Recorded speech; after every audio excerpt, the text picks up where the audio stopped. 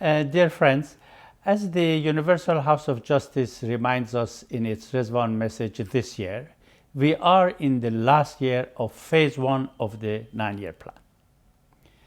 As you recall, in Ridvan 2021, the House of Justice announced a new series of plans with a focus on the release of the society-building power of the faith in ever greater measures.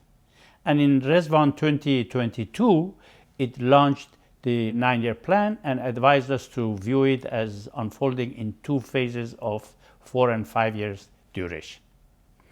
Some of the undertakings of phase 1 could be seen as preparatory in the sense that progress on each one of them would result in further acceleration of progress towards the aim of not just the 9-year plan, but the whole series of new plans until 2046.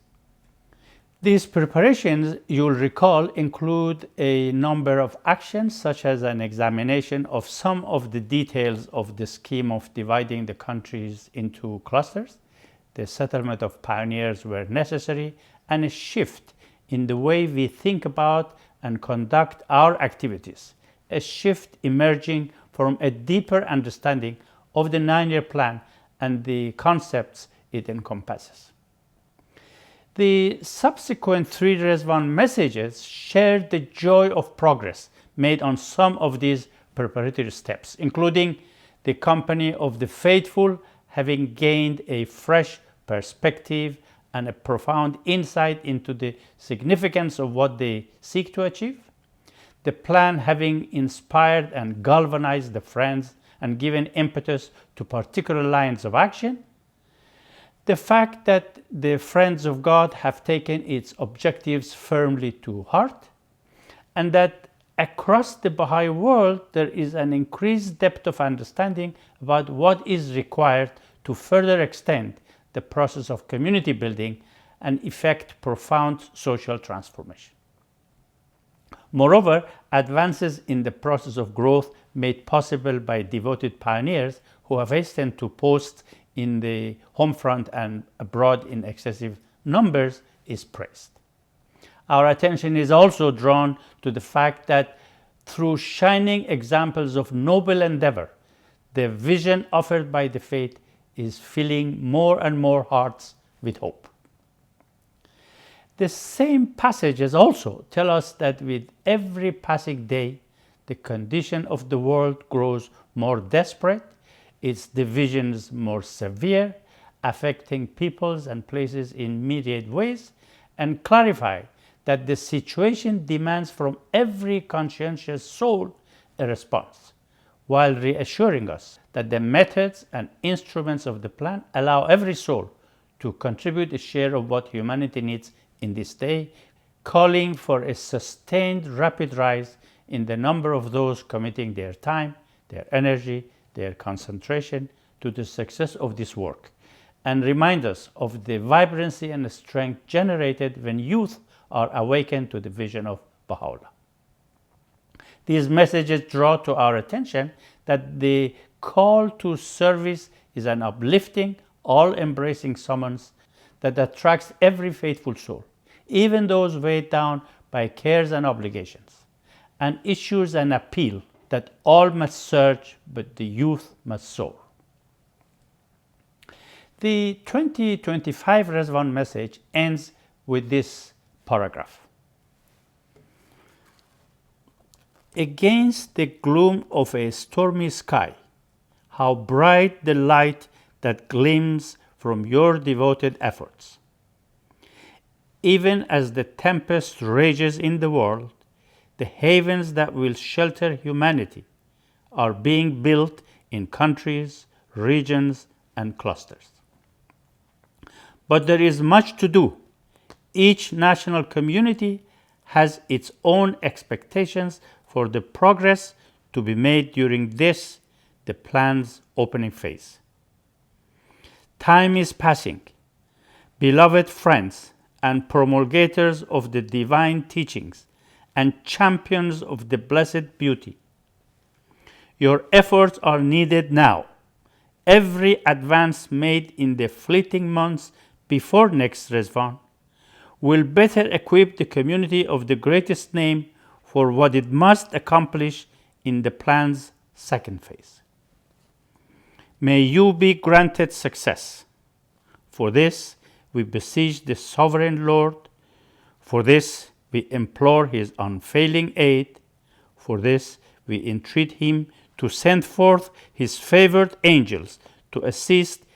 each one of you.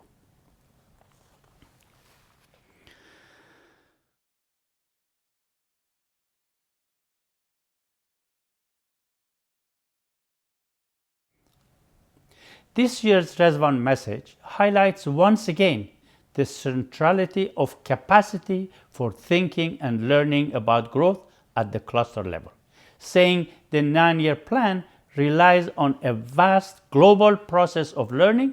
that is as effective in the highlands of Bolivia as in the suburbs of Sydney. This fundamental point regarding the prosecution of the plan, namely growth in capacity and understanding of the friends at the grassroots for guiding the process of community building, is also clarified by the House of Justice in a letter dated 6 February 2025 addressed to a National Spiritual Assembly, where it says, "As you know, the work underway cannot be facilitated by a centralized process, however well conceived or implemented. Instead, progress depends on the growth in capacity and understanding of the friends at the grassroots." Any preparatory work this year, therefore, to further accelerate a shift at the cluster level from anxiety for a rapid increase in the number of activities to a commitment to systematic action in a posture of learning aimed at a steady process of capacity building and organic growth will no doubt assist the progress of the plan in its second phase.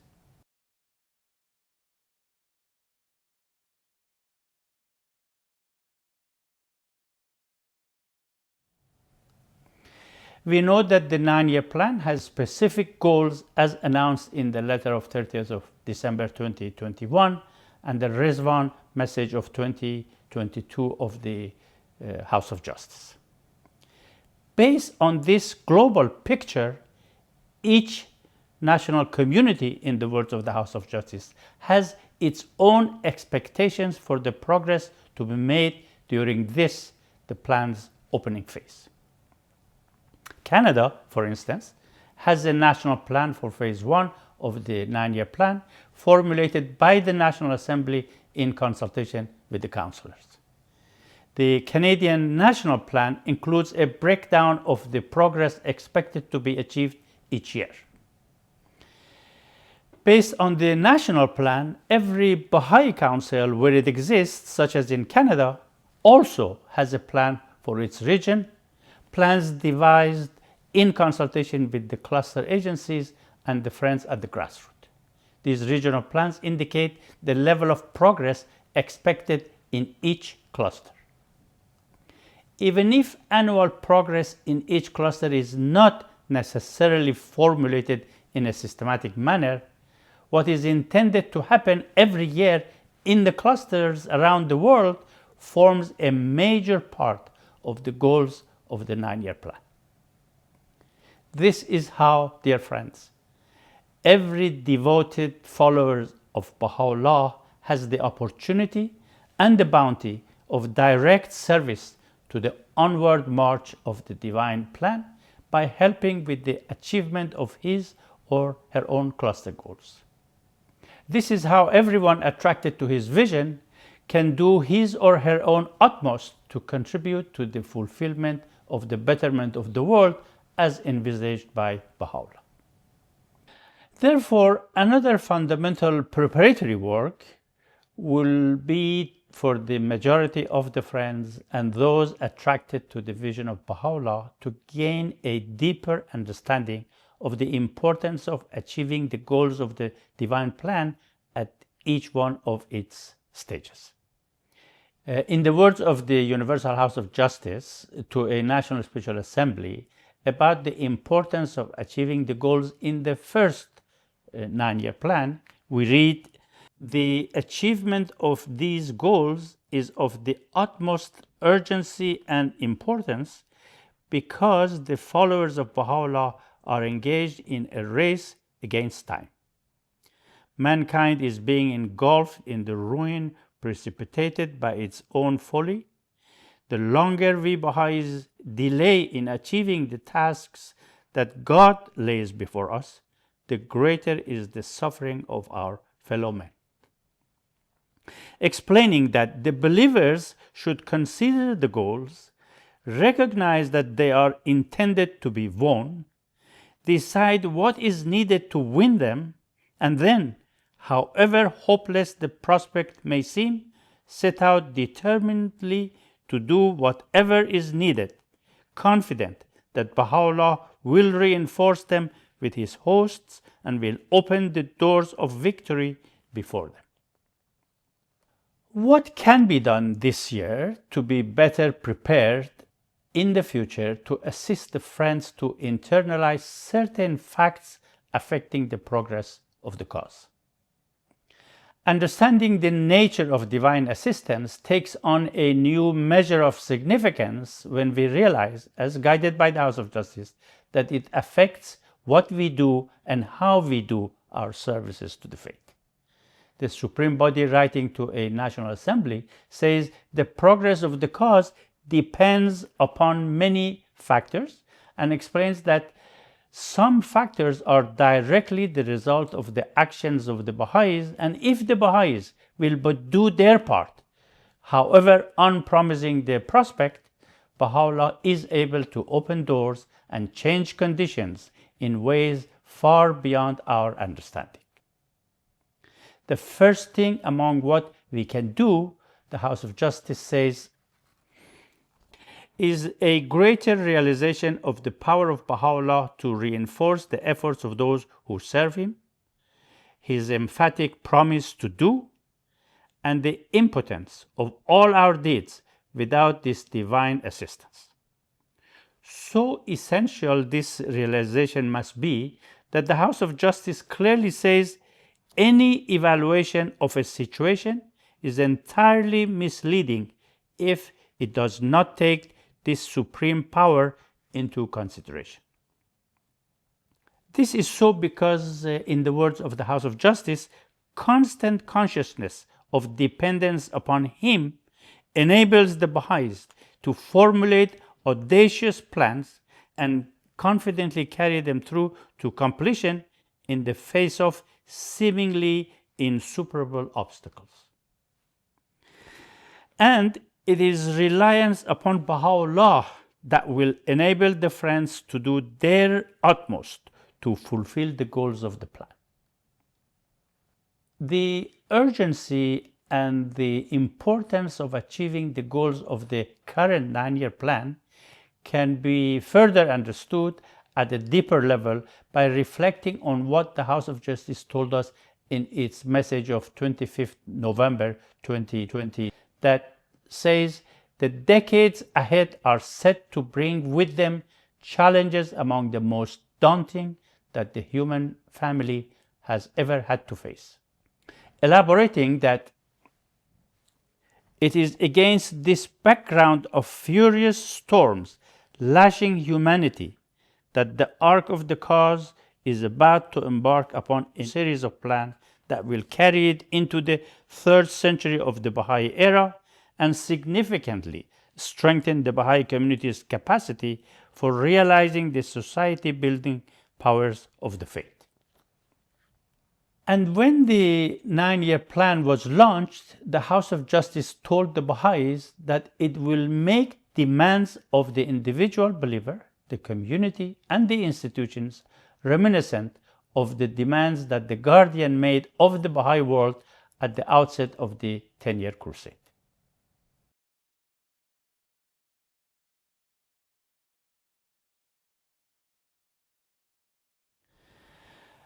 Once a cluster reviews its progress over the first 3 years of the 9-year plan, it will be able to better identify further preparatory steps to put its community building process beyond Ridvan 2026 on a stronger footing. It's therefore logical to say that the preparatory work this year should focus on moving all aspects of the process at the cluster level a few steps closer to the vision given to us by the House of Justice. That is, reviewing, analyzing, following up, planning, acting in a posture of learning, and guiding the work. Even just formulating, for instance, a simple cluster annual plan, a plan based on reading the realities of the area, availability of human resources, and the opportunities available,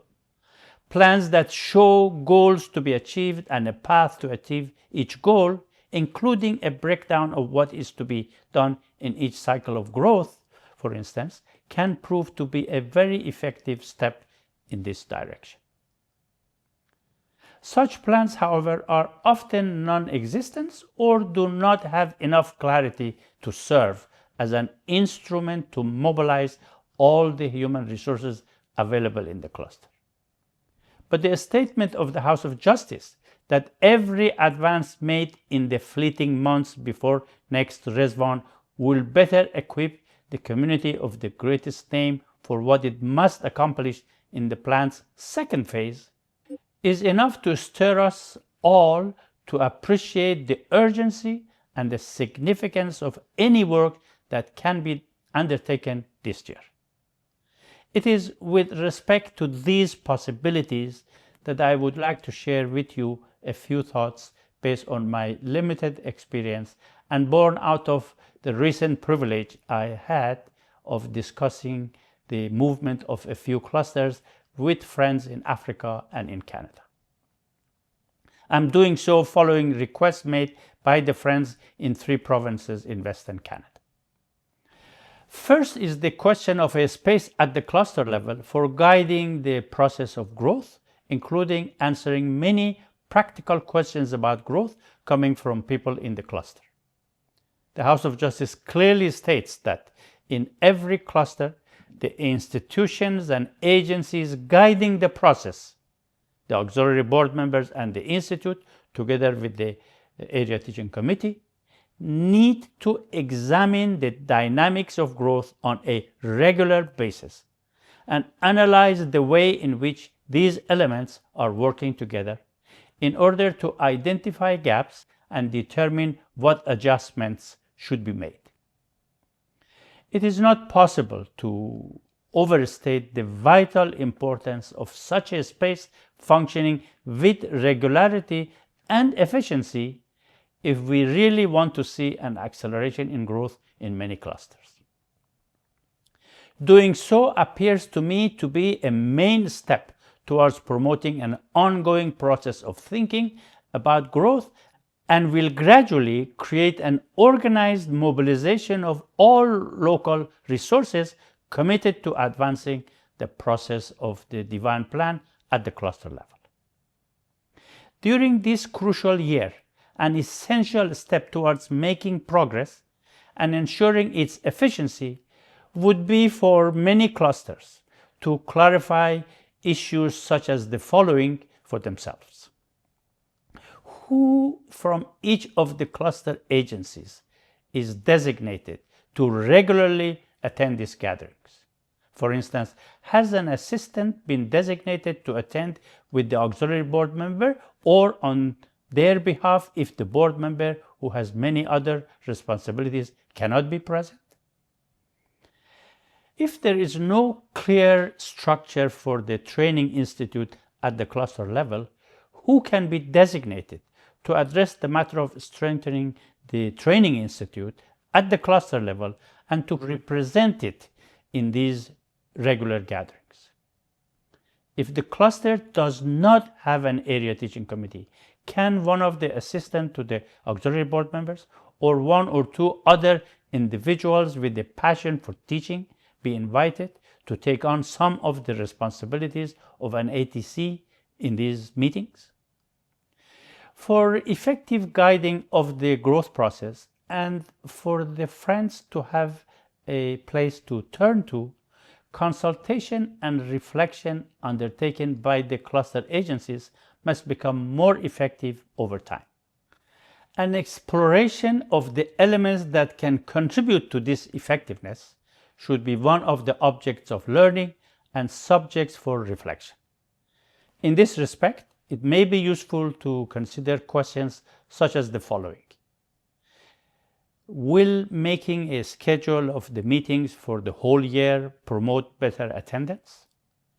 Who will facilitate the consultation and the reflection at these meetings? Who will remind others of the upcoming meeting? Who will take a lead in preparing the agenda for the upcoming meeting? How will issues that need to be addressed in these meetings find their way to the agenda? Who will prepare the background materials and distribute them ahead of time of the meeting, thereby contributing to the efficiency of the use of time? What is needed to ensure that such background materials will include the guidance of the House of Justice, learning from the counselors, and experiences accumulated from elsewhere relevant to the issues on the agenda? Who will take the record of the discussions in the meeting? How will the friends in the cluster hear the answers to their questions related to growth that emerges in these gatherings? Second is effective planning at the cluster level. We are aware of the guidance of the House of Justice that the work of the 9-year plan comprises two essential spiritual undertakings: diffusing the light of Baha'u'llah's revelation ever more widely and extending the roots of his faith ever more deeply into the soil of society. We also know that each of these pursuits, in the words of the House of Justice, have measurable outcomes, and we are very mindful of the encouragement of the House of Justice to reflect upon how different actions look when viewed in light of the society-building power they release. No matter how humble the beginning, to prepare an analysis of growth in the past 12 months and make a plan for the coming year, addressing the following two areas of activity. One, strengthening of the training institute at the cluster level, and two, different dimensions of the community building work that is taking place in that cluster. Based on the guidance of the House of Justice, these dimensions in Milestone 3 clusters include, as you know, the following: work in the neighborhoods of focus, participation of the generality of the believers wherever they reside in the cluster, whether they work as a nucleus of friends or whether they follow their own individual teaching plans, working with the receptive populations scattered in the cluster, and the work spearheaded by the youth. My understanding of the guidance of the House of Justice also suggests that progress along any of these dimensions demand a process of learning embedded in each one of them, the capacity to know and imaginatively apply the elements of the plan's framework for action to each, the emergence of a group of individuals and families dedicated to such aspects of the work, and effective arrangements that offer ongoing support to these friends. The idea is not, once again, to do all of this during this year, as that would clearly be impossible, but preparing to become better equipped for the second phase of the plan can include, for instance, arranging during the remaining months of this year to give adequate attention to the following.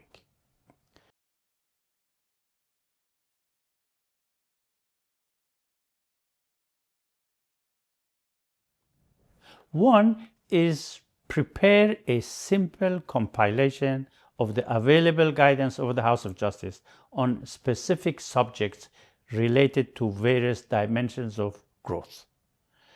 Encourage those involved in each of these dimensions to develop the habit of studying the guidance regularly ensuring that work is advancing in light of the guidance, both previous and current.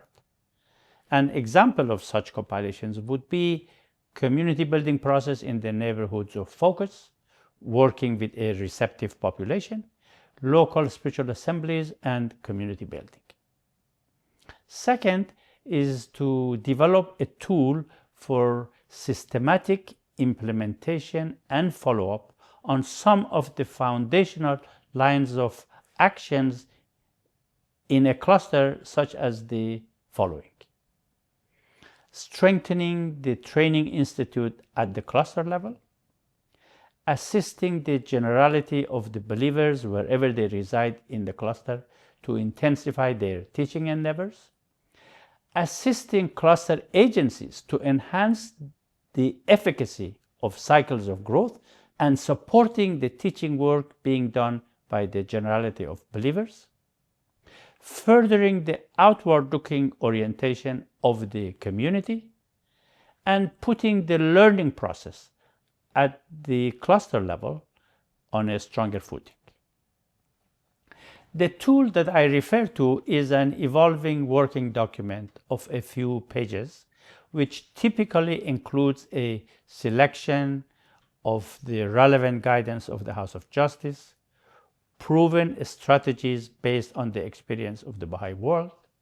and one example of a methodology of how to implement it in a spirit of action and reflection. Tools such as this, prepared in consultation with the friends and used in the cluster I visited recently, all have this basic structure.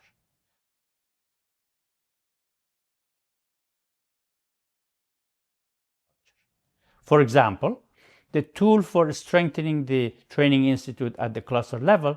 includes both selected guidance and a summary of the guidance on issues such as the role of the training institute in community building,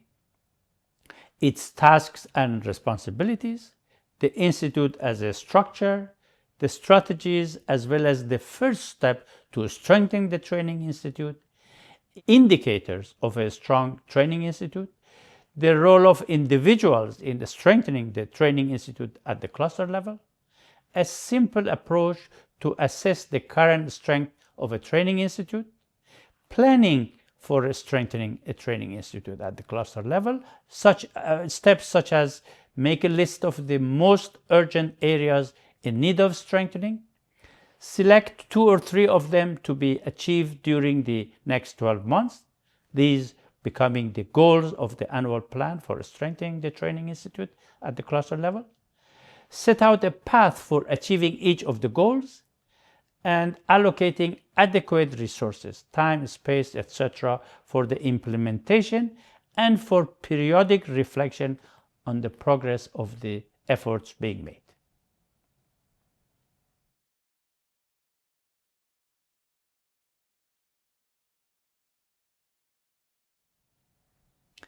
The empowerment of the generality of the believers to formulate within the context of the 9-year plan their own plans, leading them to systematic action in the field of teaching, may also benefit from a tool that includes, for instance, selected guidance on the indispensability of teaching, some reflections on the concept of nucleus, concentric circles, and the networks to which the friends may belong. Issues affecting teaching work, such as recognizing receptivity, overcoming inadequacies,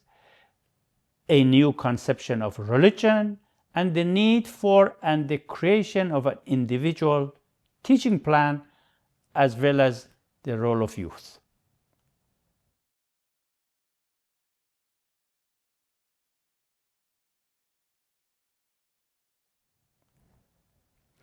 It was felt that for the promotion of individual teaching to succeed, a tool such as the one I earlier described was needed to assist the area teaching committee to become more effective in supporting the teaching work of the friends. This tool encourages the ATC to identify issues related to capacities needed in both in the short term and the long term for universal participation in teaching work, including making the cycles of growth more effective, as well as illustrating how to systematically increase capacities, its own capacities, to support teaching plans made by increasing number of individuals and nuclei of friends.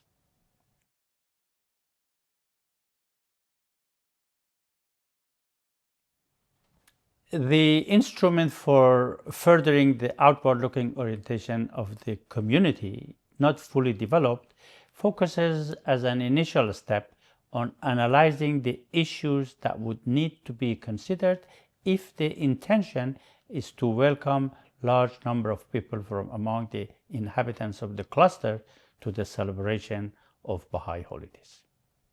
And finally, the tool for more sustainable growth through a more systematic learning process at the cluster level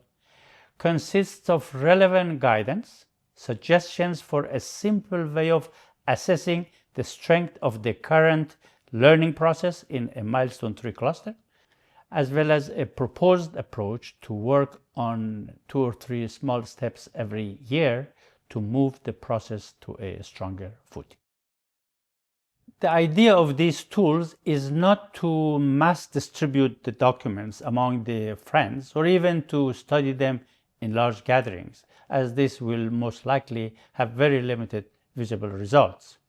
So one idea worth trying during this year may be to learn if it will prove to be useful for a small group of individuals, assistant to auxiliary board members, and a few volunteers who would serve as collaborators of the ATC or the Council, to study these documents, each with a small relevant number of friends, with the hope to assist them to build their capacity for a given service in question, gradually reaching an increasing number of friends. Some of the volunteers may also, over time, be able to modify and improve the contents of each tool or document and suggest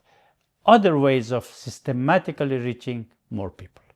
In summary, dear friends, gaining some experience during this year on the usefulness of the idea of developing tools for a few basic capacities that need to be urgently developed in every cluster, and the use of volunteer collaborators to gradually reach more people could be another good preparation for phase 2 of the 9-year plan. Thank you for your patience, and I wish you a wonderful and productive last year of phase 1 of the 9-year plan. Thank you.